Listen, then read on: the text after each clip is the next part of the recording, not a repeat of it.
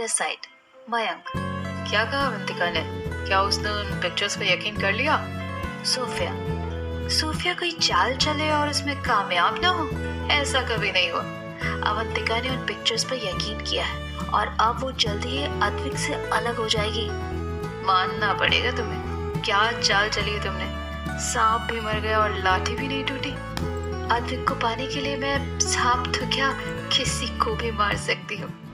मुझे तो यकीन ही नहीं हो रहा, अब बहुत जल्द अवंतिका मेरी हो जाएगी।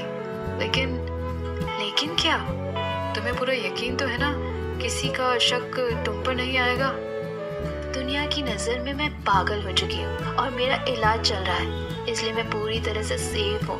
और तो और आज मैंने जो फोन कॉल किया है उन पर भी मैंने आवाज बदल कर ही बात की है, इसलिए किसी का शक मुझ पर नहीं आएगा और हमारा काम भी हो जाएगा।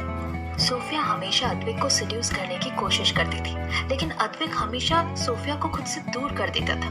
इस वजह से सोफिया को अद्विक पर बहुत गुस्सा आता था और देखते ही देखते अद्विक सोफिया का जुनून बन गया, जिसको सोफिया किसी भी हाल में पाना चाहती थी। एक बार अद्विक सोफिया को उसके घर छोड़ने गया था और सोफिया बार बार अद्विक को डिनर करने के लिए बोल रही थी। थोड़ी बहुत नानकुर करने के बाद अद्विक को सोफिया की बात माननी ही पड़ी। सोफिया ने अद्विक के खाने में नींद की दवाई मिला दी।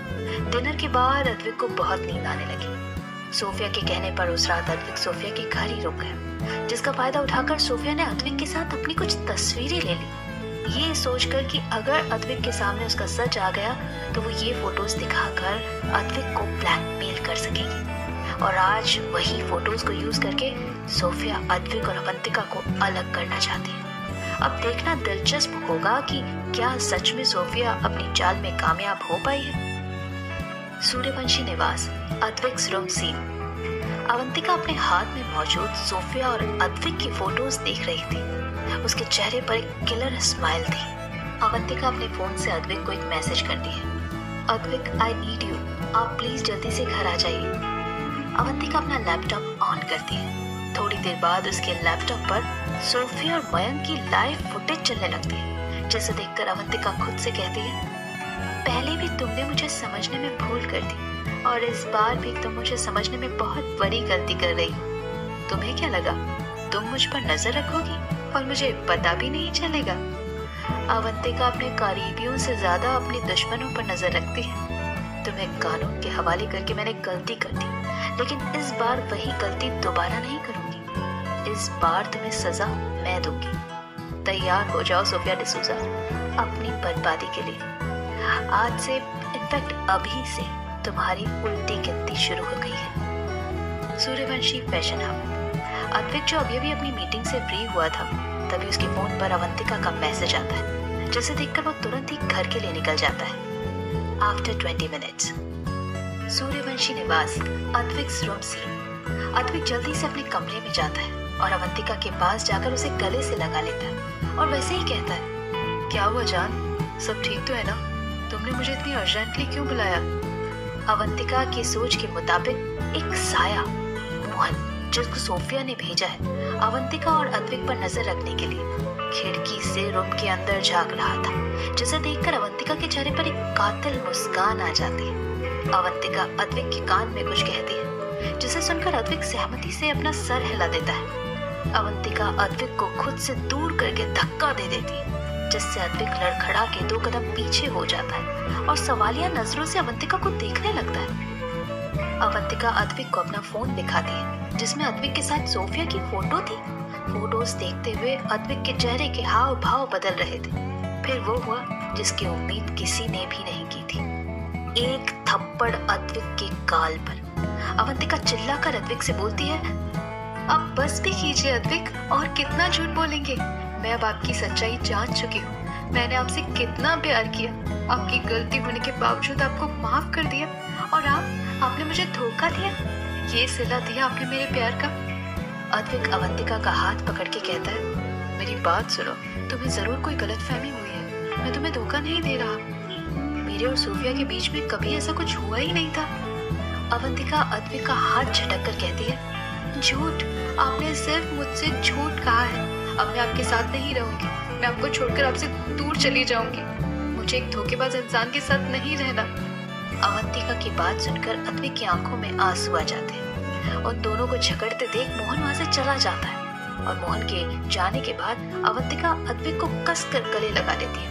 अवंतिका के हाथ अद्विक के बालों में घूम रहे थे। जब आप जानते थे कि हम दोनों नाटक कर रहे हैं तो फिर आपकी आंखों में आंसू क्यों? मुझे नाटक में भी ये बात बर्दाश्त नहीं कि तुम मुझसे दूर जाओ। ट्रस्ट मी जान, मेरे और सोफिया के बीच में कभी भी ऐसा कुछ नहीं हुआ। हाँ, सोफिया मुझे सेड्यूस करने की कोशिश करती थी, लेकिन मैंने कभी भी अपनी लिमिट क्रॉस नहीं की। I trust you Advik and I love you a lot. Advik, Sophia आपका बीता हुआ कल है और मैं आपकी आज और आने वाला कल हूँ। तुमने मुझे नाटक करने को क्यों कहा जान? अवंतिका अद्विक को थोड़ी देर पहले जो भी हुआ वो सब बताती है।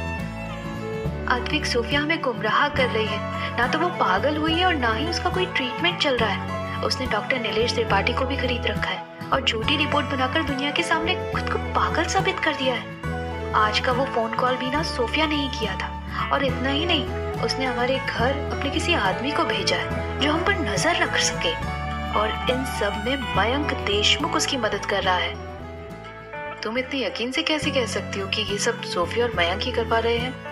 अवंतिका अद्विक के सामने अपना लैपटॉप ऑन कर देती है जिसमें सोफिया और मयंक की सारी बातें रिकॉर्ड थी, जिसे सुनकर अद्विक की आंखें गुस्से से लाल हो जाती हैं। जिस दिन पहली बार वो फोन कॉल आया था ना, उस दिन भी मैंने कमरे के बाहर किसी साई को देखा था। जिस दिन हम शिवांश से बातें कर रहे थे ना, उस दिन भी मैंने उसे देखा था और आज भी वो हमारी खिड़की के बाहर खड़ा था। इसलिए मैंने आपको नाटक करने के लिए कहा। अभी भी मुझे ये पता नहीं चला है कि सोफिया का आदमी कौन है, लेकिन हमें सबको सतर्क करना पड़ेगा। अवंतिका की नजर अद्विक के गालों पर जाती है जहां अवंतिका की उंगलियों के निशान पड़ चुके थे। अवंतिका अद्विक के गालों पर हाथ रखकर कहती है, ज्यादा लग गई क्या? अद्विक अवंतिका को कमर से पकड़ के अपने करीब करता है और उसे कहता है, ज्यादा नहीं मैडम, बहुत ज्यादा लगा है और अब आपको इसकी पनिशमेंट मिलेगी। आप मुझे पनिशमेंट दोगे? हाँ जान। धीरे धीरे वो दोनों अपने प्यार के पलों में खो जाते हैं। लगभग 1 घंटे बाद दोनों एक दूसरे की बाहों में यूं ही लेटे हुए थे। तभी कोई डोर नॉक करता है। जी कौन? छोटी बहू रानी, आपको बड़े साहब ने बुलाया है। अवंतिका खुद को अद्विक के पकड़ से छुड़ाकर चेंजिंग रूम में चली जाती है। थोड़ी देर बाद नीचे चली जाती है। अद्विक भी अवंतिका के पीछे नीचे चला जाता है। Hall scene. रघुनाथ जी। अवंतिका बिटिया, तुमने मेरी दवाइयों का डिब्बा देखा है क्या? मिल ही नहीं रहा। अवंतिका, अभी ढूंढ देती हूँ दादू। जब रघुनाथ जी की नजर सीढ़ियों से नीचे उतरते अद्विक पर पड़ती है तो वो कहते हैं, अरे अद्विक, तुम कब आए? अद्विक एक नजर अवंतिका को देखता है और फिर रघुनाथ जी से कहता है, वो दादाजी, अवनी को काम में मेरी हेल्प चाहिए थी, इसलिए मैं आ गया। सही किया बेटा, ऐसे ही मिल बैठकर दोनों काम किया करो, खूब तरक्की करो। अपने दादू की बात सुनकर अद्विक अवंतिका को देखने लगता है, जिसकी नजरें शर्म के बोझ तले झुकी हुई थी।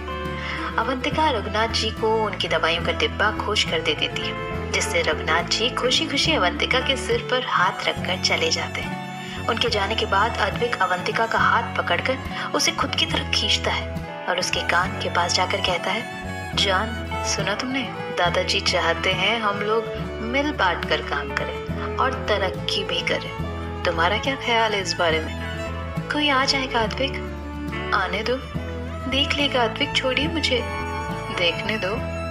अभी नहीं अद्विक, हॉल में खड़े हैं हम लोग। जब अवंतिका को एहसास होता है कि उसने क्या कह दिया, तब तक बहुत देर हो चुकी थी, क्योंकि अद्विक ने उसे अपनी गोद में उठा लिया था। पहले बोलना था ना जान, हम अपने कमरे में चले जाते। At night, Advik's room scene. Advik और अवंतिका एक दूसरे की बाहों में लेटे हुए थे। अवंतिका के बालों में अपनी उंगलियां घुमा रहा था अद्विक, वहीं अवंतिका अद्विक के सीने पर सर रखकर लेटी हुई थी। अवंतिका देखती है कि अद्विक किसी गहरी सोच में डूबा हुआ है, तो वो आगे बढ़कर अद्विक की गालों पर किस कर लेती है। क्या सोच रहे हैं आप? यही सोच रहा हूँ कि हमें कैसे पता चलेगा कि हम पर कौन नजर रख रहा है। इतना तो जानता हूँ कि वो कोई है जो हमारे घर में नौकर के रूप में मौजूद है, क्योंकि हमारे घर की सिक्योरिटी इतनी टाइट है कि कोई भी अंदर नहीं आ सकता। पर हमारे सर्वेंट तो सारे पुराने हैं जो सालों से यहाँ काम कर रहे हैं। तो क्या कुछ दिनों में कोई न्यू सर्वेंट नहीं आया? वो तो रामू काका ही बता सकते हैं, क्योंकि घर में किसी को भी काम पे रखने की जिम्मेदारी उनकी ही है। ठीक है, तो फिर कल रामू काका से इस बारे में बात करते हैं। ठीक है।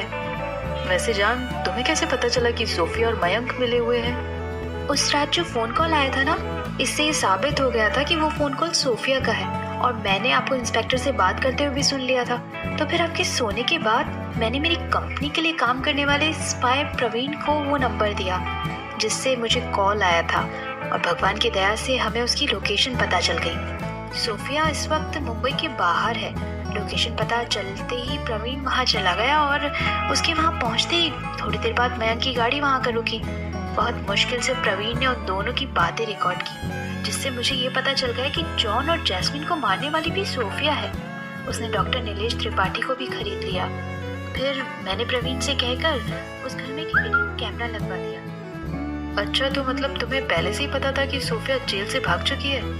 हाँ, और ये भी पता चल चुका था कि वो मुझे आपके खिलाफ भड़काने की कोशिश करेगी। चलिए अब सो जाते हैं। हमें कल उस आदमी का भी तो पता लगाना है ना, जो हम पर नजर रख रहा है, जिससे हम घर वालों को भी सतर्क कर सके।